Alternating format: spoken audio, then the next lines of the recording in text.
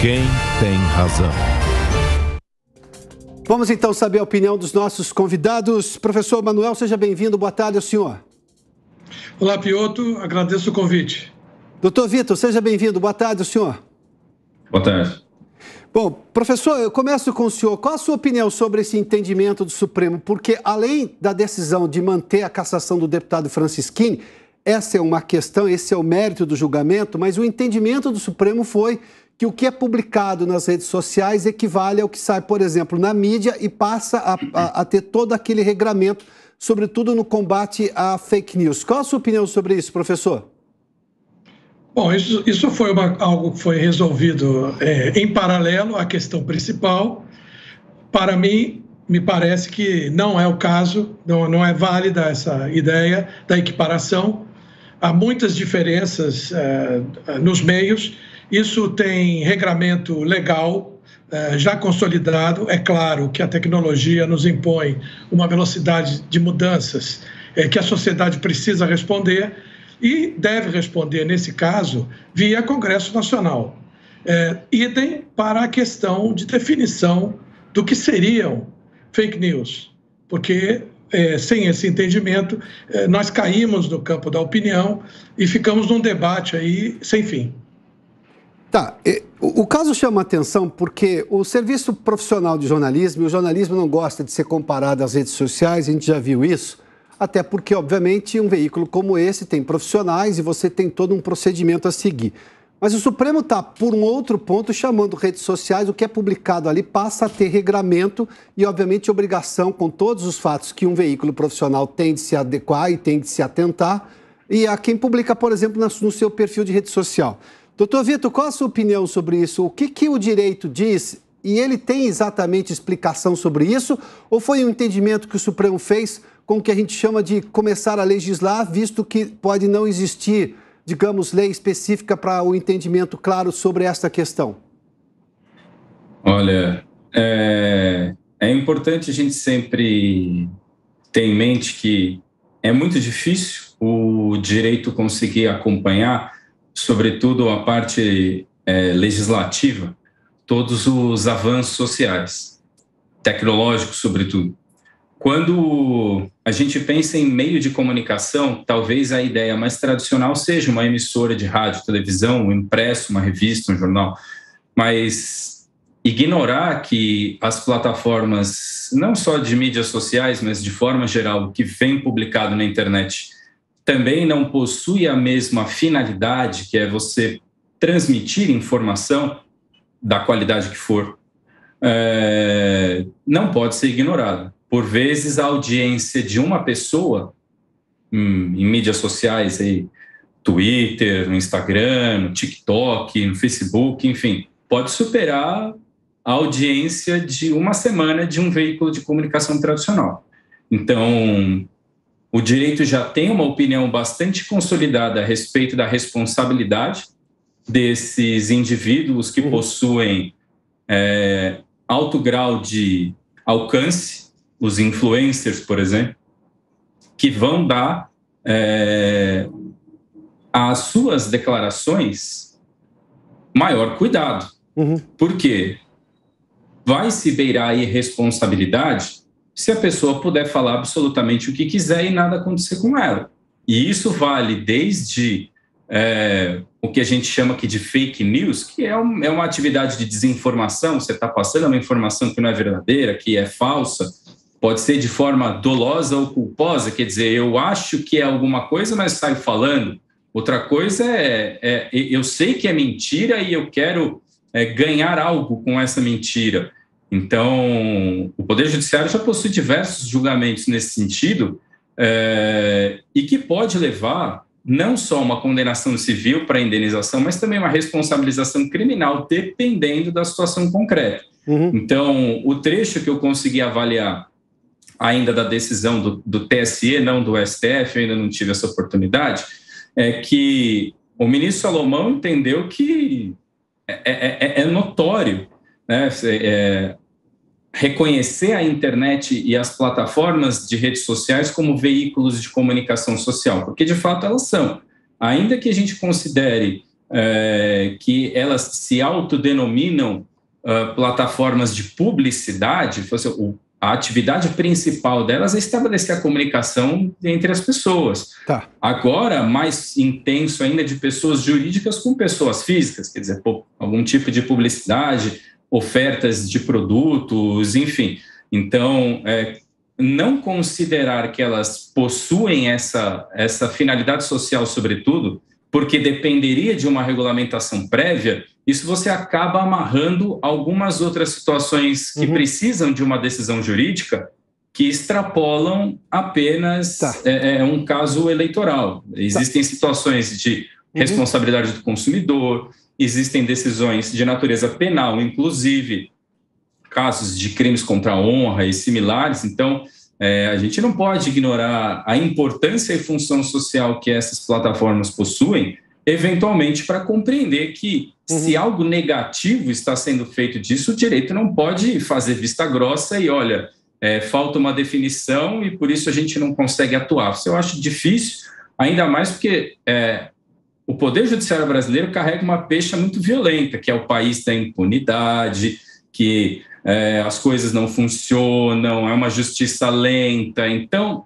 até para vencer esse tipo de pecha, o Poder Judiciário precisa tomar uma posição. E é impossível a gente deixar de avaliar o contexto quando uma decisão dessa surge, porque existe uma crescente de onda de disseminação de informações falsas ou do serviço de desinformação, que o Poder Judiciário começa a enfrentar alguns embates de cheque do próprio sistema democrático, doutor, cheque do próprio sistema.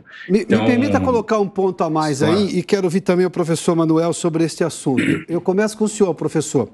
Nós estamos tendo uma releitura da liberdade de expressão no Brasil pelo Judiciário, especialmente o Supremo Tribunal Federal, porque tudo para no Supremo e isso também é uma disfuncionalidade da justiça brasileira. O Supremo deveria ser o que zelaria pela Constituição, mas tudo para no Supremo. Então, o Supremo, obviamente, está na mira também da população, que ele decide como ele decide. Porque se a gente olhar para os anos 80, na recuperação da democracia e das liberdades, os próprios veículos de comunicação convencionais, então, aos olhares de hoje, de 2022, deste Supremo, cometeram uma série de ofensas que, de boa parte dos casos, passou batido. A gente vê também em alguns momentos, isso chama atenção, que dependendo de quem ofende, quem é ofendido, também há um julgamento, digamos, por mérito ideológico dentro do Supremo Tribunal Federal. Professor Manuel, qual é a sua opinião sobre isso? Levando-se em conta também o que o doutor Vitor fez menção agora do ponto de vista legal. As questões, quando vão para a justiça, quando são embates, são queixas, elas são individualizadas. Então, trata-se aí de um embate de teses, alguém acusa, alguém se defende, e aí você depende também da capacidade de argumentação de cada parte, assim como cada magistrado também emite o seu parecer, os seus pareceres, baseados em jurisprudência, em legislação, em seus próprios estudos, enfim. A função legislativa, que eu volto a insistir, não se voltou para a questão das plataformas quando elas começaram a surgir. Elas surgem como negócios que vão surgindo insidiosamente. Quando eu tenho que abrir um negócio, eu preciso seguir legislações daquele ramo. Se eu vou abrir alguma coisa na área de alimentação, se eu vou abrir algum negócio na área de atendimento ao idoso ou a pets, enfim, cada setor tem a sua legislação. Então, por exemplo, essa confusão entre veículo e meios é alguma coisa que nunca foi debatido, né? A internet é meio, mas não é veículo. Veículo é UOL, né? Então, é preciso separar, conceituar essas coisas, porque a palavra plataforma também ela não quer dizer nada, né? Você tem as plataformas de mensageria, como, por exemplo, o WhatsApp, e ela, um ano atrás, se tornou um ambiente de negócios. Sim. Ela deixou de ser uma rede para troca de mensagens. Então, é preciso caracterizar esses negócios antes de tentar encontrar o sujeito pessoa física ou sujeito pessoa jurídica. E uma coisa que eu gostaria de colocar o ponto já de uma vez é a questão da monetização. Isso veio para minar completamente a filosofia das redes sociais. Eu, por exemplo, nos meus estudos, eu tenho dificuldades de chamar as redes sociais de mídias sociais. Como eu sou um estudioso da comunicação, para mim, o conceito de mídia é alguma coisa que nem poderia ser articulado no plural, né? Porque mídia já é plural de meio. E diferenciar isso dos veículos é fundamental. Doutor Vitor, já lhe ouço, mas vamos colocar mais gente nesse debate, porque nossa equipe também foi às ruas para saber a opinião das pessoas. E aí, o que elas acham desse tema, dessa equiparação no entendimento do Supremo Tribunal Federal, das redes sociais à mídia convencional, neste combate às fake news? E aí? Eu entendo que tem legislação própria para o meio virtual. Então, assim, se ele estiver julgando propriamente dito, sem considerar que nós temos essa lei desde o marco regulatório das redes sociais, eu acho que ele está ultrapassando as normas as regulamentações legais. Tendo em vista que o Supremo, normalmente, ele tem uma atuação nesse tipo de caso, que tem um aspecto tanto político quanto jurídico, eu acho que se você considerar uma certa igualdade ali de situações, não teria problema julgar igual. Mas, assim, sempre você tem que levar em consideração as particularidades do caso ali que está sendo julgado. Então, assim, você fazer uma equivalência sem qualquer tipo de ponto ali em comum, alguma coisa assim, aí eu já acho impróprio, acho que não tem que fazer, não. O STF tem feito coisas no Brasil que são inacreditáveis. É a única Suprema Corte que entra em política. Então ele quer entrar na vida do país inteiro hoje. O STF hoje comanda o país. Olha, eu acho que não, porque é uma opinião pública, né? A pessoa está pública ali, ela não precisa necessariamente ser julgada pelo STF em relação àquilo, como os meios de comunicação. Doutor Vitor, eu vou ouvir o senhor agora, depois volta o professor Manuel também, agora com esse agregador da opinião das pessoas. Teve um dos nossos entrevistados ali, eles são críticos à postura do Supremo Tribunal Federal. Um deles disse fazer uma equivalência de redes sociais, da opinião publicada em redes sociais a veículos de comunicação sem levar em conta as particularidades, ele discorda completamente. Tem um outro caso também que chama a atenção nessa postura do Supremo Tribunal Federal, que muitas pessoas disseram, ou seja, qualquer coisa está sendo julgada dentro do Supremo Tribunal Federal.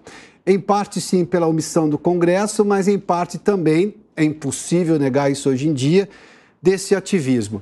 Agora, a pergunta que eu lhe faço objetivamente é, o conceito de liberdade de expressão mudou no país e é o Supremo que está dizendo o que é liberdade ou não, acima, inclusive, do que sempre se entendeu como postura, digamos, pacificada dentro da Constituição brasileira?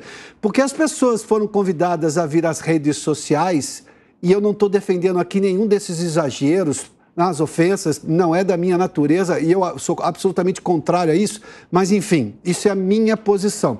Mas as pessoas foram convidadas como aquilo uma arena livre. Aí é preciso reexplicar completamente ou o Supremo vai julgar caso a caso e aí a gente corre o risco de questões ideológicas pesarem mais para um lado, para o outro? Olha, é interessante como o Poder Judiciário e, de forma geral, a interpretação e entendimento do direito, eles recebem uma responsabilidade que ela, eventualmente, deveria ser construída no desenvolvimento da própria sociedade. Então, se estamos aprendendo a lidar com a liberdade de expressão depois de um período de ditadura militar e as tecnologias vão evoluindo, vão dando voz às pessoas, o fenômeno do prosumer, que é o indivíduo, ao mesmo tempo ele consome e produz informação, que há alguns anos isso seria totalmente impensável. Quer dizer, na década de 90, a pessoa que tinha uma rádio pirata era considerada uma privilegiada, quer dizer, para não ser um meio de comunicação tradicional para conseguir ter voz, para conseguir ter amplidão. Hoje, qualquer pessoa consegue fazer isso com um custo relativamente baixo, se fosse comparado àquela época. E nós estamos aprendendo. Eu acho que não só o Poder Judiciário, mas a própria sociedade. A geração que hoje tem 18 anos nasceu numa realidade totalmente diferente da minha, por exemplo, que hoje estou quase nos 38. Então, é uma situação difícil da gente lidar. Quer dizer, a comunicação hoje é tão natural, ela é tão fluida, ela é tão orgânica. Eu falo para milhões de pessoas, no meu tempo, imagina, falar para milhões de pessoas, 1000 pessoas, era só você aparecesse na televisão e olhe lá. Então, esses fenômenos vão ter uma repercussão jurídica inegável e precisa ter. O Poder Judiciário não pode fechar os olhos e, por exemplo, num dos entrevistados, pontualmente avaliar o caso concreto. Aqui, a repercussão do conteúdo posterior foi maior do que ao vivo. Então, desconsiderar aquele ambiente como se fosse um veículo de comunicação, que é um emissor e um receptor de informações, seria, conceitualmente, corrija, professor, se eu estiver errado, parece não fazer muito sentido. Quer dizer, a pessoa está num ambiente difundindo, disseminando informações aí para um sem número de pessoas, que vai se amplificar gradualmente à medida que ela permanece no ar e não vai ser considerada como um meio dessa natureza por uma falta de conceito. Isso é complicado. E às vezes também soa um pouco esquisito quando as pessoas têm um ranço da nossa Corte Constitucional porque elas se intrometem muito, mas precisa ter um senso de perdão aqui, mas isso aqui é uma opinião pessoal, você começar a ter mais crítica a respeito de quais são essas questões que o Supremo Tribunal Federal está enfrentando, porque, de fato, nós vivemos uma crise social. Junto com essas mudanças e a tecnologia, etc., nós precisamos evoluir. E parte dessa evolução, muitas delas batem de frente com os princípios da nossa Constituição. Agora há pouco, o Piotr havia falado, parece que dependendo de um interlocutor, a decisão vai para um lado ou vai para o outro. De fato, isso não é interessante. A gente precisa sempre ficar vinculado aos argumentos, sobretudo quando há liberdade de expressão. A nossa sociedade, desde a promulgação da Constituição, muita responsabilidade com aquilo que se fala, com aquilo que se divulga. Mas às vezes, num outro tempo, algumas coisas não poderiam ter sido divulgadas, de fato. Mas como eu já havia dito, nós passamos por um processo natural de evolução. Eu assistindo a uma emissora que transmitia programas quando eu era pequeno, na década de 90, hoje não iria ao ar. Uma simulação de uma escola com algumas piadas, etc., hoje aquilo não seria mais aceito. E existe um aviso, fala, olha, isso aqui foi feito na época com os usos e costumes daquele tempo. Então, a gente vai evoluindo, mas o Poder Judiciário de jeito nenhum deve deixar uma responsabilidade totalmente irresponsável, porque não é isso que a nossa Constituição prevê e o nosso Código Civil coloca algumas balizas justamente para evitar o abuso de direito. O problema é que a lei brasileira não previa que ficaríamos tão polarizados assim. E esses dias eu fiz um comentário aqui num debate, inclusive, sobre o Supremo Tribunal Federal, de que eu consigo hoje enxergar no Congresso, como sempre, quem é oposição, quem é governista, quem é independente. Porque faz parte da lógica política. Aliás, a pessoa se elege com uma proposta. Não se fazia isso em relação ao Supremo. Era impossível imaginar qual seria a opinião de um ministro. Hoje você consegue entender qual é a parte mais da oposição e do governo dentro do Supremo Tribunal Federal. Daí eu vou à última questão aos senhores. Toda essa repercussão vem justamente do julgamento de fake news. E diante, obviamente, de um país polarizado. Eu entendo que, em algum momento, é a justiça quem tem que dar a última palavra, no caso, o Supremo Tribunal Federal, porque é a Corte Suprema do país. Só que dentro de um país polarizado, eu não tenho um risco gigantesco dessa opinião ser versada mais para um lado do que para o outro. E aí é um problema. Em vez de corrigir um problema, eu estou alimentando um problema. Porque, obviamente, a sociedade brasileira, dada essa lógica latina de liberdade que temos, a gente deixava que o tempo ia tentando achar um jeito de resolver aquele problema. E talvez tenha sido mais sábio, embora dolorido para quem, obviamente, estava perdendo, mas a gente, em algum momento, acha que a justiça tem que decidir amanhã. E a justiça também acha isso. Ela tem que decidir sobre tudo. Num país polarizado é perigoso. Eu vou dar um exemplo concreto. Coisa de um ano atrás, se alguém defendesse como alguém defendeu, spray nasal para combater Covid, aquilo era fake news. Era cancelado. Hoje a ciência, porque a ciência se desenvolve, ela se questiona. Nós temos um acadêmico aqui, o professor Manuel Marcondes pode falar disso. Ela descobriu que não, que o spray pode inclusive ser a saída para essas novas contaminações em grande número hoje de Covid. Mas naquele momento, se eu tivesse uma decisão judicial, aquela pessoa estava condenada. E pior, cancelada pelas redes sociais, o que é pior, eu não sei o que é pior.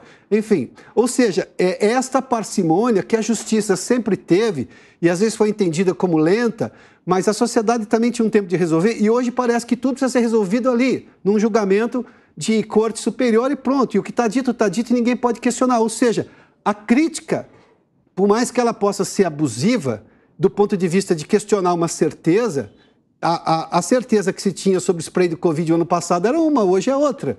Mas a pergunta nunca foi ofensiva na história desse país. Hoje parece ser ofensivo, o questionamento, a dúvida.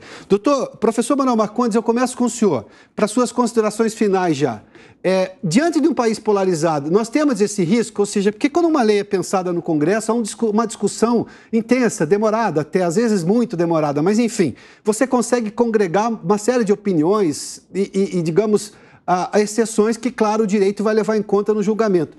Hoje não, dependendo do ministro que caiu, da turma que caiu no Supremo Tribunal Federal, pronto, aquela decisão vai ser tomada e a gente já consegue prever o resultado. Na sua opinião, temos o risco de ter, digamos, injustiças diante da tentativa de se combater uma injustiça? Olha, o momento não é o mais ideal, não é para se debater esse tipo de assunto. Mas, por exemplo, nós estamos com uma questão hoje tributária ligada aos combustíveis e o Congresso fará esforços de maneira rápida para oferecer uma saída para esse problema. Na nossa questão, no nosso assunto aqui, nós temos a liberdade de opinião, a liberdade de expressão, mas também nós temos a liberdade de informação. Então, o cidadão ele também pode escolher as fontes para informar-se.